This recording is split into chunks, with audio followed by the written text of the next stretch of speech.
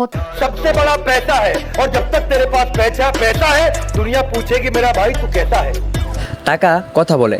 টাকা কিভাবে কথা বলে এটা তো আমি জানি না, কিন্তু টাকা সবার মুখ অবশ্যই বন্ধ করে দিতে পারে।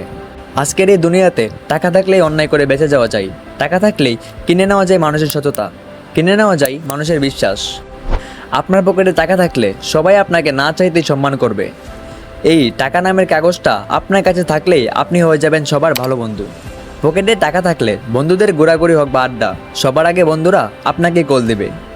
আজকের ওই যুগে টাকা থাকলে আপনি কিনে নিতে পারবেন মানুষের সম্মান, বিশ্বাস আর ভালোবাসা। টাকা যেন একটা কাগজের টুকরা নয়, এজন্য মহামূল্যবান বস্তু। আর আপনার কাছে যদি এই মহামূল্যবান বস্তু না থাকে, তাহলে আপনি সবার কাছে পরিণত হবেন এক অদৃশ্য বস্তুতে, যাকে কেউ চিনে না, যাকে সবাই দেখেও না দেখার ভান করবে। কিন্তু প্রশ্ন হচ্ছে, টাকার এই নেচার শেষ কোথায়? এখানে আসল প্রশ্ন হচ্ছে, আমাদের জীবনে টাকার গুরুত্ব বেশি না সুখে থাকার গুরুত্ব বেশি? আর টাকা দিয়ে যদি সুখ কিনা নাই যাই, তাহলে কেন আমরা টাকার পিছনে ছুটে চলেছি?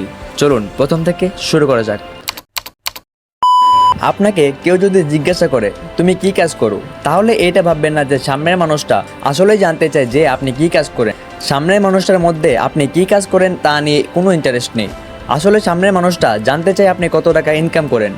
আর আপনি কত টাকা ইনকাম করেন এইটা থেকে সামনের মানুষটা ঠিক করে সে আপনাকে কতটা সম্মান করবে। টাকা আর সম্মান দুইটা শব্দের জন্য একে অপরের বন্ধু।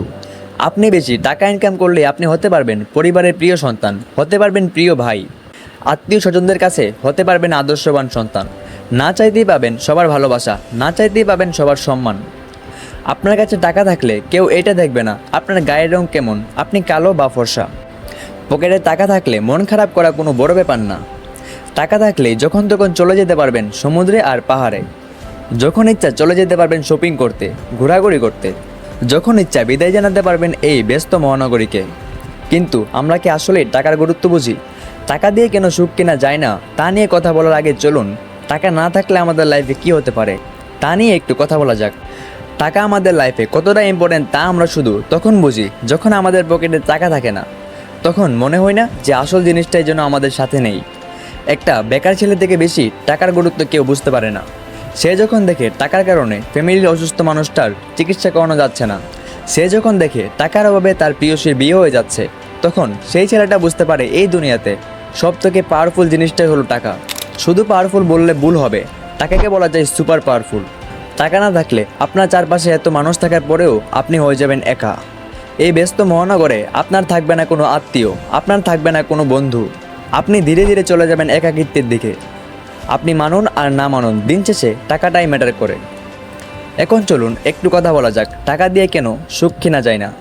আমরা যখন টাকার পিছনে ঘোরার পর ইনকাম করা শুরু করি, তখন আমরা টাকা আর সুখের এই চক্রাকারে হারিয়ে যাই। চলুন একটা উদাহরণ দেওয়া যাক। ইনকাম করা শুরু করার পর আমাদের মনে হয় আমি মাসে 30,000 টাকা ইনকাম করি, তাই হয়তো আমার লাইফে সুখ নেই, এই টাকা দিয়ে আমার কিছুই হয় না। আমি যদি মাসে 50,000 টাকা ইনকাম করতে পারতাম, তাহলে হয়তো আমি অনেক সুখে থাকতাম, লাইফটাকে ভালো করে এনজয় করতে পারতাম।